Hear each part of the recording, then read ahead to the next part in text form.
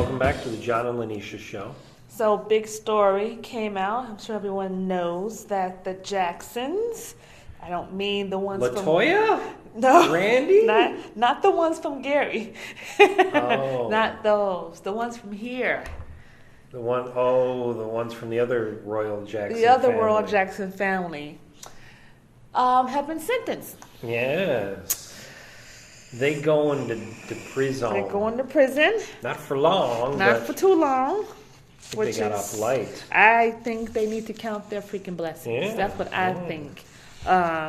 Jesse Jackson Jr., of course, was sentenced to 30 months behind bars.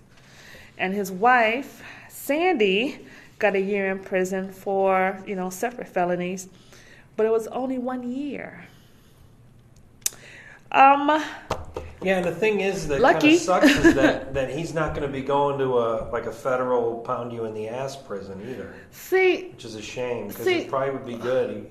He could use some butt pounding. But see, here's the thing that I don't understand, and this has happened so many times, whether it's a star or someone who's in political office. Why is it that the attorneys go in and say, well, my client prefers to go to this prison or prefers to go to a certain facility? Why is that option given? Are you saying that it doesn't happen to everybody in the criminal system?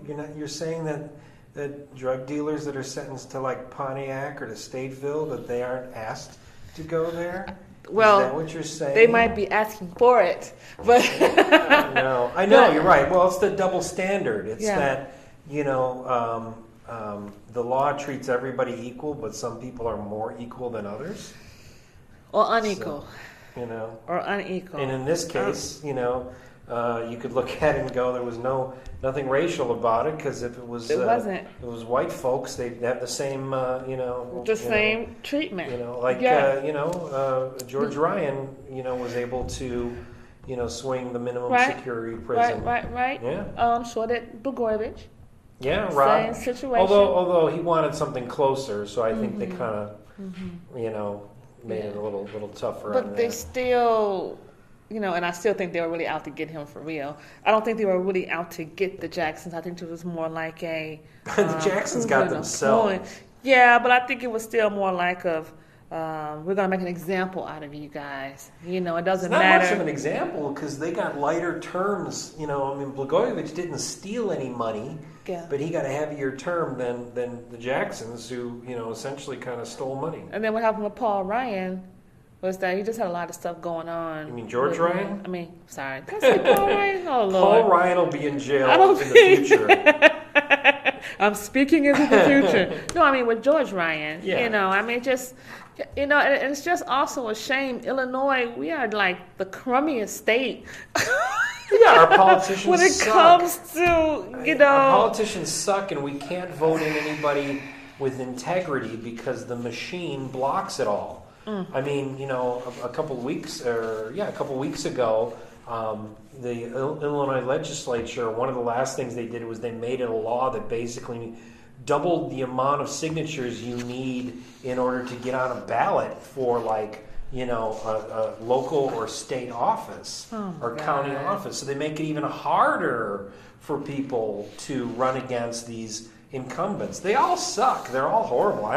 I don't know. I can't think of a politician who you would think is, Illinois, Chicago, Cook County, who you would look at and go, oh, well, there's somebody with integrity. That's a shame. Yeah, that's horrible. Really a shame. It's horrible. I don't understand. And the worst part about it is these are the people that are making our lives, that much more miserable. These are the people that are keeping, poverty where it's at, that keeping us in debt.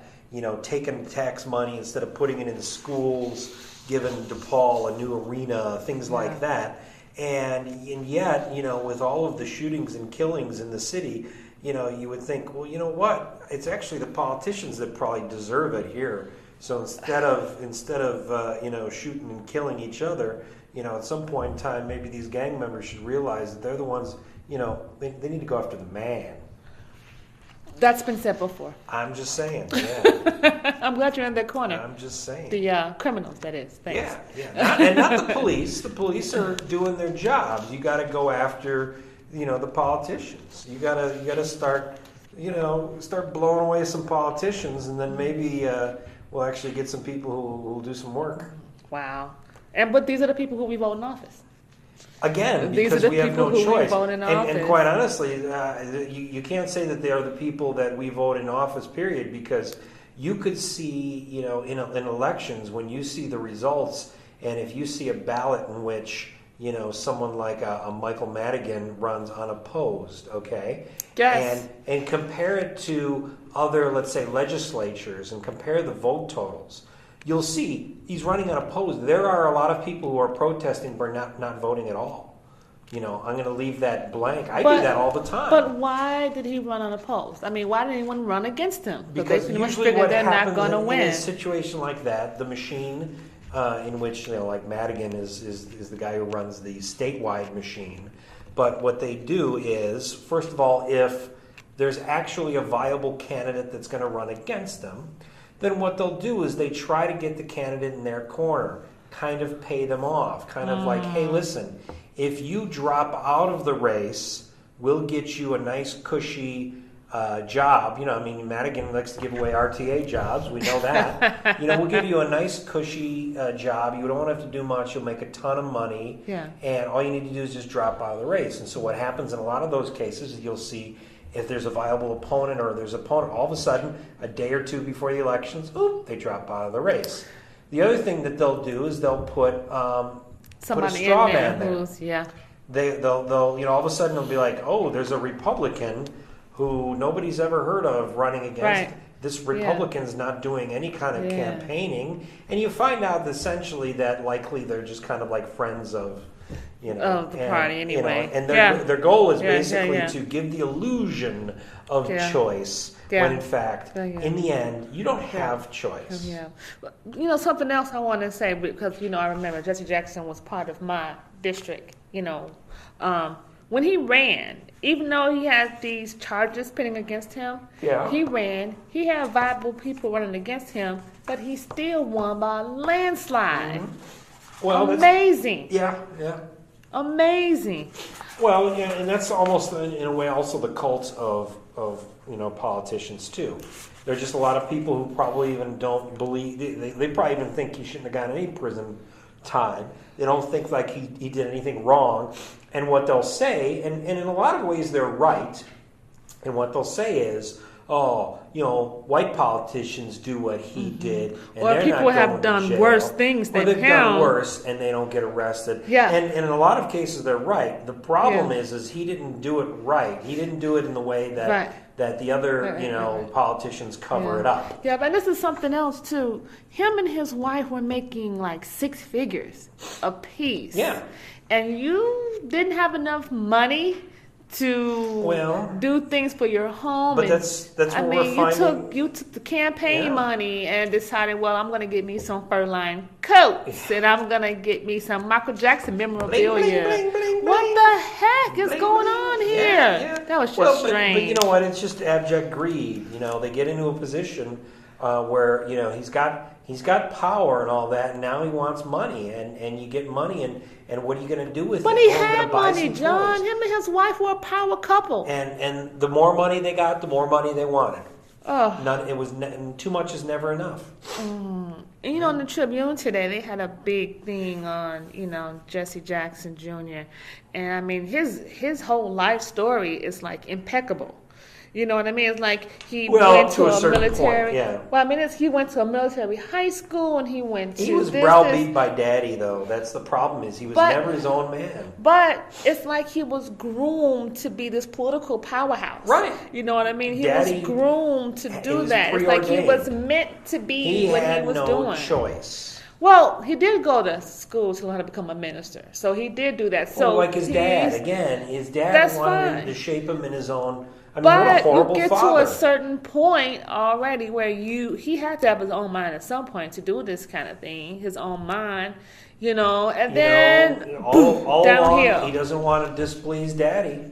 It all can't along. be And that. then He's almost 50 years old. He can't yeah, be that well, now. he had an emotional breakdown too. He did. So, He did. yeah. And believe it or not, that was also taken into consideration too with his sentence. Well, yeah. They're now saying, That was kind in of there a too. emotional state. Yeah. Yeah. Yeah. But I mean, from everything that I hear, all of Jesse's sons are kind of screwed up anyway. And they're all part of. They all have part of the family business, and the guy was less a father than just this guy out there. I mean, it wasn't like he was at home all the time. Right. And I think it's just so hard. It doesn't matter if your parents are politically connected or just, a star and some of their own right. It's kind of hard to just grow up under that, I would think. So, yeah. But Jesse Jackson Jr. is going to serve first. Right.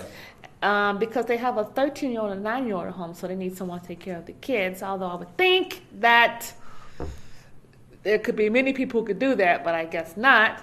So Jesse Jackson Jr. is going to serve first, and then he can also get time off for good behavior. So he probably won't do his whole 2.5 years. Yeah, maybe he'll only do half of that. He'll do it, right. A year and 3 months. Right, exactly. And then his wife is going to serve, but she'll probably just do 6 months. So Oh, well, good luck to the family. This is just, I think it's just a tragedy, not just for the family, but for Illinois politics. Pretty much, I guess the only advice I got to Jesse Jr., watch out for your cornhole.